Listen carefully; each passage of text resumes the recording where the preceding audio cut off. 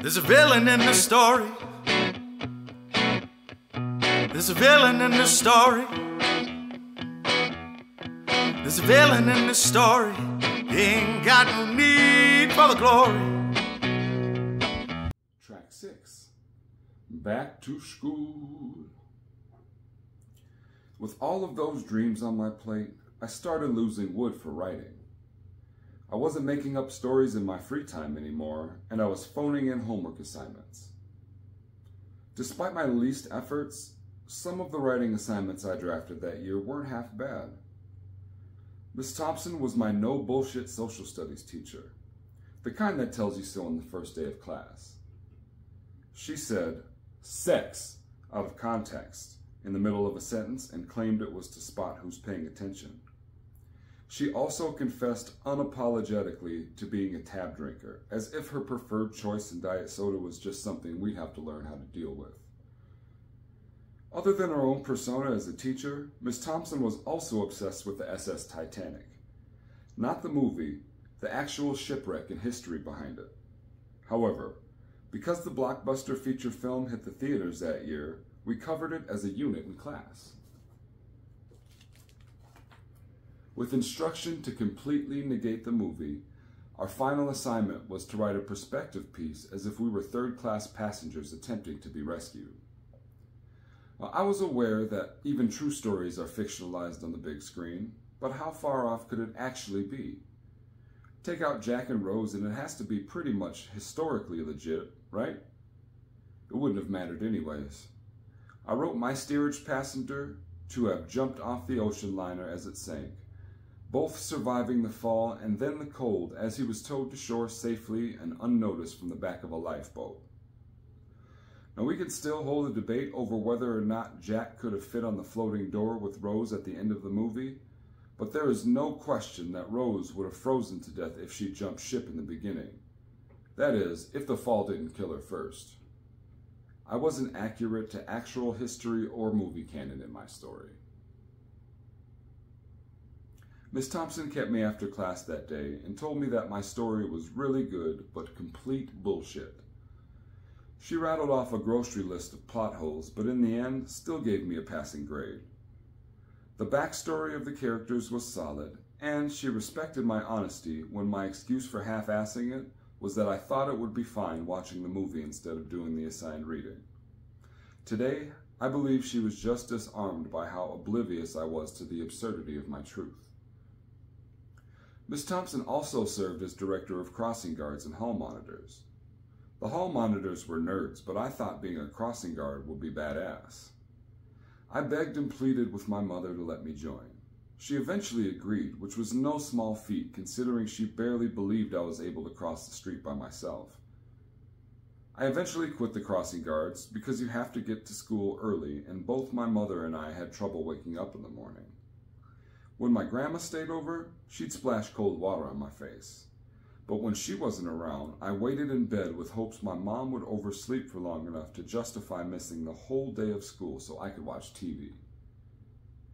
I took it upon myself to visit Miss Thompson after class in the spring of 1998. I wanted to rejoin the crossing guards. Not out of duty or obligation to safety. Crossing guards got to go on awesome end-of-the-year field trips.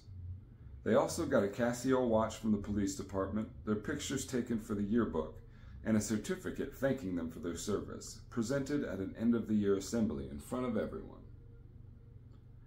I told Miss Thompson I wanted to be a crossing guard again. She stared at me for 3 seconds. "Why?" she asked point blankly. "So I can go skating with everybody on the field trip to the World of Wheels," I said as if it should have been obvious. And it was. She scoffed. "All right." Miss Thompson was cool, but my homeroom teacher, Miss Willow, was definitely the teacher to have in 6th grade that year. Miss Willow was even greener in the teaching game than Miss Katie was 2 years back. Miss Willow looked like what I always imagined the top 3/4 of Nana from the Muppet Babies to look like. She was 6 feet tall, blonde, and filled heels to crown with positivity and optimism, with tiny pockets of visible frustration when the world wouldn't allow her to change it. We bonded over a story she told me about the time Mrs. Anderson scolded her in the teacher's lounge for not having a bag of chocolate chips in her home pantry at all times.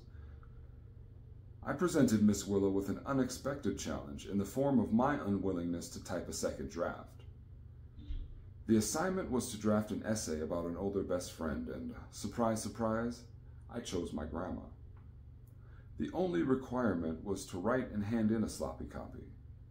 For extra credit and submission into a young authors contest in the Duluth News Tribune, we could edit and type up a second and third draft.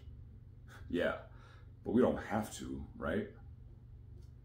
I was a poor typist.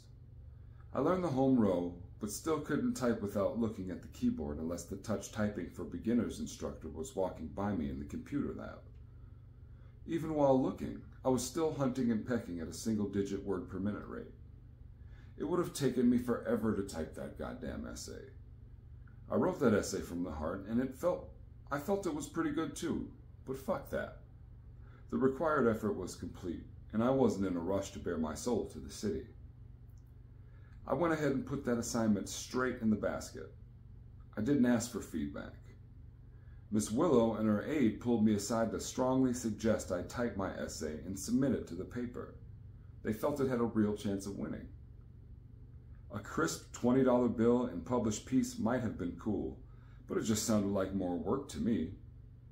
Miss Willow couldn't understand why I'd fuck off such an opportunity, and her aide was so frustrated she offered to type it for me.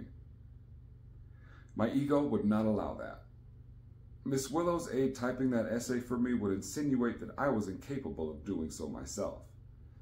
It felt safer for me to be seen as someone who could be good if he tried than someone who tried but wasn't as good as he thought he was. I was already a decent basketball player, so I leaned harder into that for a while instead. At least there's no editing required after practice is over with, thought young JT. We will see you in track 7 for some hoop dreams. There's a villain in the story. There's a villain in the story.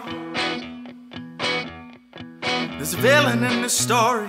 He ain't got no need for the glory.